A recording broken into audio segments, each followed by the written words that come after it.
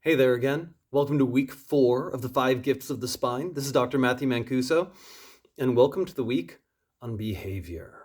Ooh, how does behavior link to your spine? Well, let's start by realizing all healthy behaviors are a process of your brain receiving healthy signals from your body and your environment, having clear discernment of the full range of options available, and having the mental bandwidth to know what choices will create the best outcome desired. Basically, healthy behavior requires healthy function, healthy emotions, and a healthy sense of self. That's why we added in at this point. It's a developmental process of the nerve system. It's got to work. Once it works, okay, can it also make changes? Cool. So it can work and make changes, and can it focus in new ways? Can it create new options? That's what our identity is really for, to define the range of options available to us, which is why it's so important to get that open and healthy so we get the full range of options available, not just what we're stuck in. Once that's there, well, then new choices get to be made. So for starters, I want to acknowledge and celebrate you for making it this far. Seriously, not everyone finishes what they start.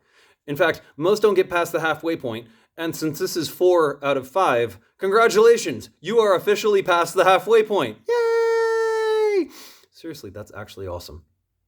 And now you've got momentum to not just function better and feel better, you're in a position to start actually living better, which is the whole freaking point. Because this is the point that making healthy choices and doing better things will actually build on a strong foundation. So that way it actually becomes a part of you. So it's pretty cool. So with that, the exercises this week, part of it is physical, part of it is mental. We're going to start with an exercise that actually gets both sides of your brain firing together. See, anytime there's stress hormones in the system, you lose connection between the hemispheres of your brain. It actually doesn't allow both of those aspects to fire together and wire together. It also sends blood flow from the front of your brain, the wisdom part, to the back of your brain, the survival part.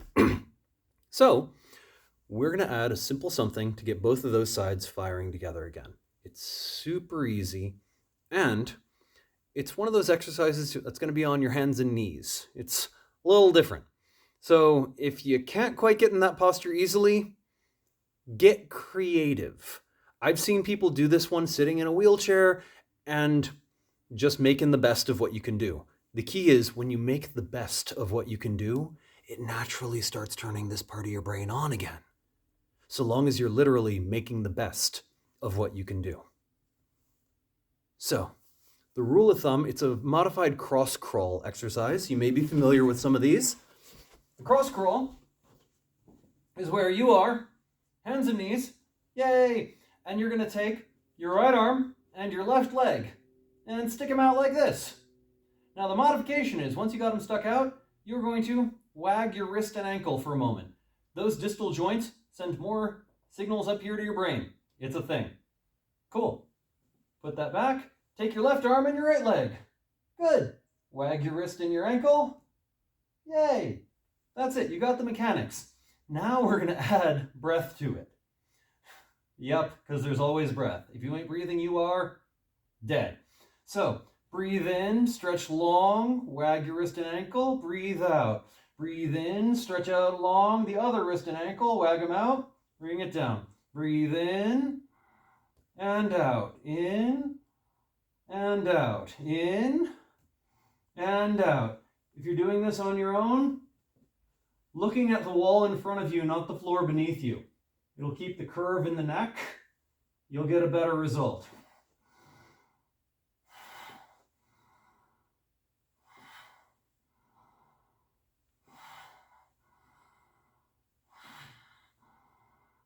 Doing this for about a minute to a minute and a half.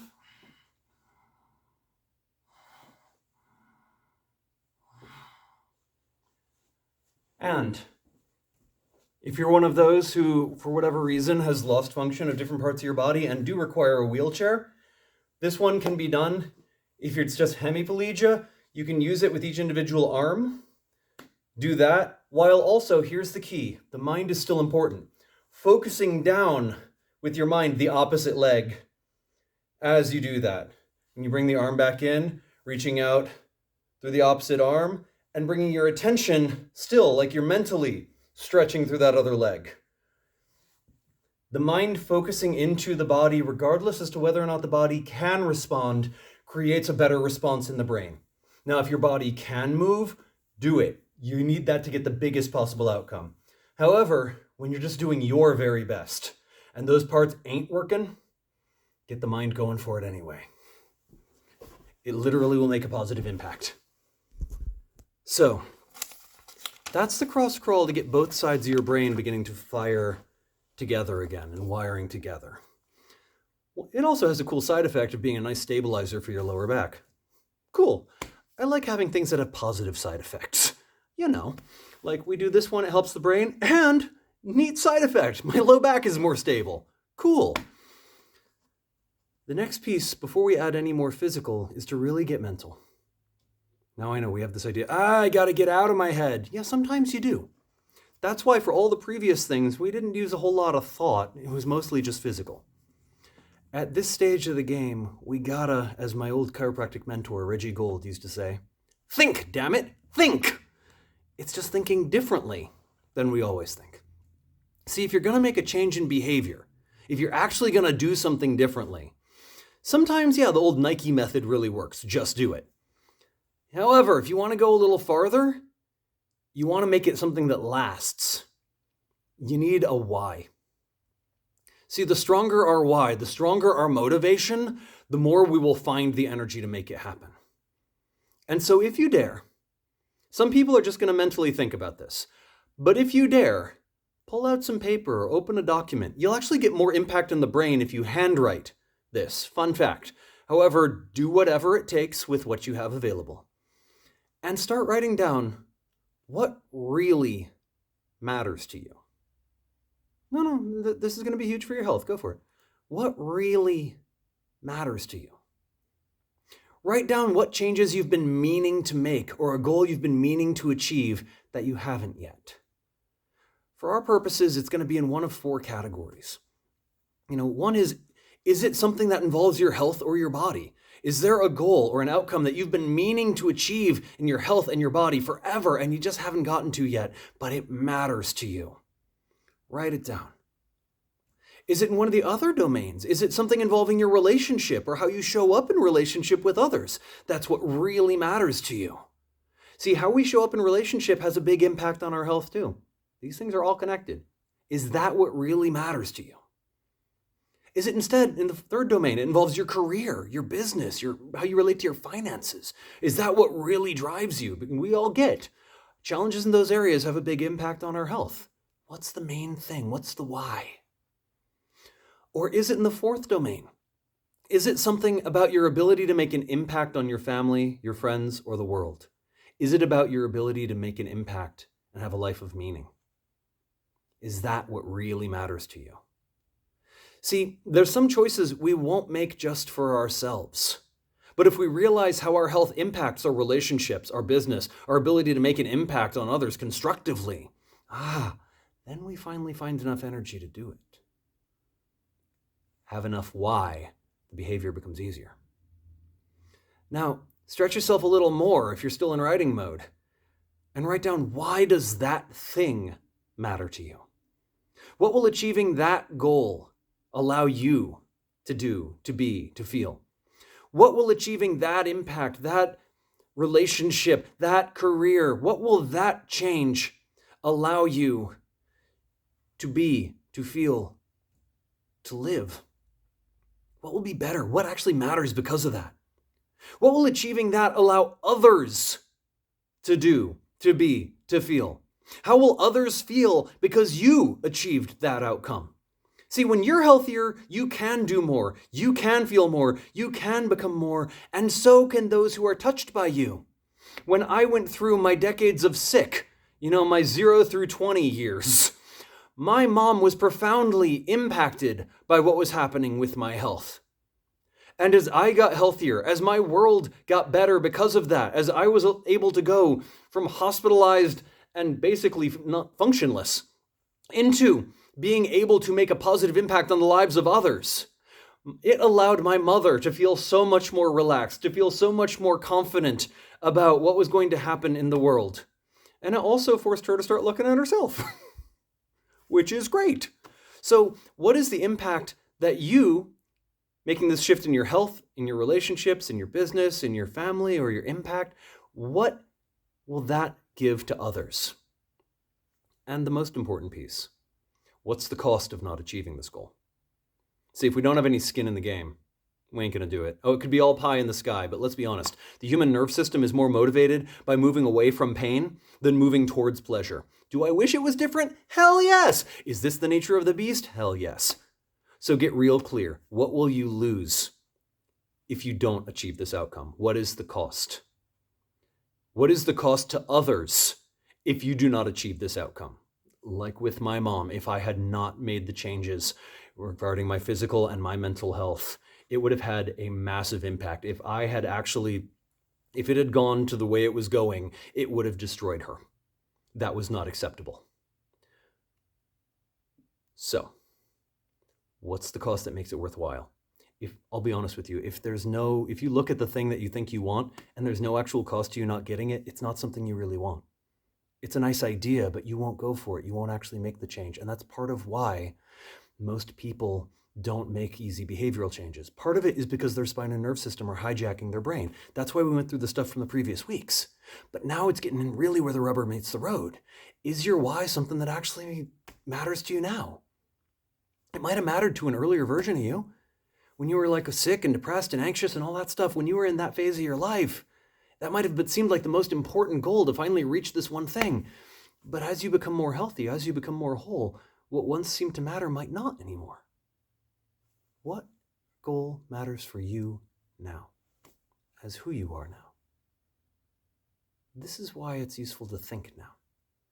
This is why now is the time to think, to be like, wow, what is really possible? That's a great question to live by.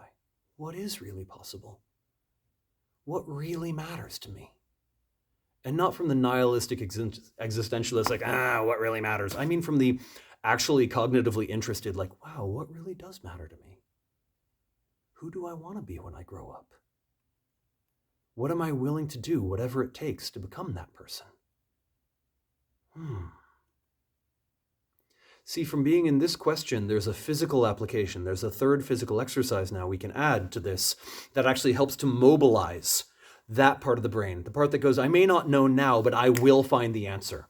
See, some of you just asking these questions, you've been coming up with like, oh my God, here's a thing. Or as you've been writing, you've been like, oh wow, here's what matters. And for those who are still like, don't worry, that's what the third thing's for. This third piece comes from a book called The 12 Stages of Healing by Dr. Donald Epstein, the developer of the form of chiropractic we do here, and a lot of what I'm, like the method that led me to share these things with you today and over the past few weeks. In the 6th stage of healing, we build energy and momentum to move forward, to move towards creating something better. We are ready for whatever is coming. We are ready for whatever we must become. We are ready for the changes we must make. We don't always know what they are yet, but we know that we are fully ready, and when they are clear, we will go for it. So this exercise is pretty straightforward and simple, and I'm going to show you, and we can do it together. You can do this one laying on your back. You can do this one sitting in a chair. You can find a way to do this anywhere. However, for the easiest and most powerful application, lay on your back, pressing your legs together, cross one over the other if you need to, and press your hands into the ground for a moment. Breathe powerfully in the nose and out the nose. And notice as you do that, where do you feel the breath in your body? Where do you experience movement beginning to stretch and engage? Where do you get a sense of energy building and focusing? Bring your hands to that part of you. Now, if you don't naturally notice that yet, cool, just bring your hands to your solar plexus. But for those who notice, then you notice, wow, as I breathe, it's right through here, through my abdomen. Bring your hands to that part of you, pressing your legs together, squeezing that in. Breathe in the nose and out the nose, into that place. Now, you'll notice as I do this, there's a swirling here. It's like I'm stirring a cauldron. My hands are sinking about an inch into the tissue, And I am really moving and grooving here.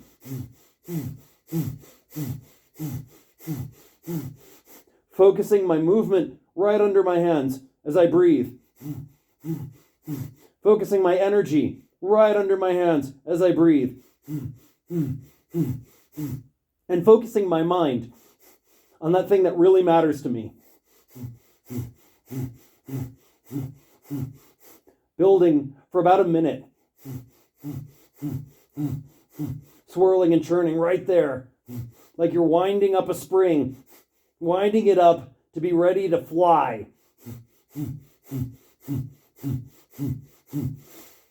Fully inhale, press your hands into the ground, press your feet into the ground. Squeeze that part of you that was moving and breathing back into your spine. Inhale, shake it off, let things move it through.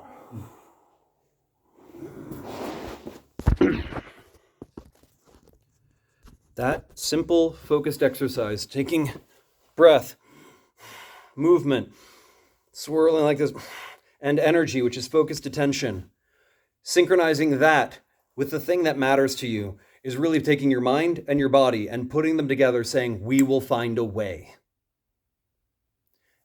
When it matters, and you find a way. Fortunately, at this stage, with what you've been practicing, you are ready. Life will begin conspiring to help you move in the right direction, to find the things that need to be found. Because oddly enough, the blocks that there were to your nervous system perceiving the opportunities all around you are beginning to dissolve. So you may start noticing in places that you've been all the time, there's new opportunity emerging. Ooh, that's fun.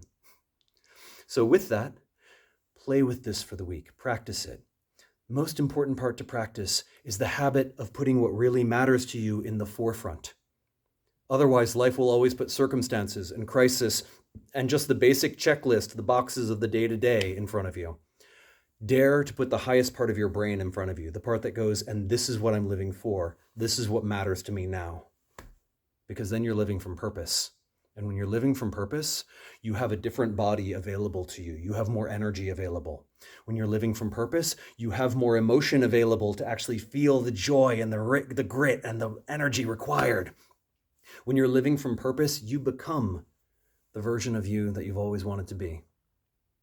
Because when you're actually acting from that place, as Batman said, it's not who I am inside, but what I do that defines me. We start actually living and expressing that, and we become it. So play with it. See what happens. And email us. Let us know how it's going.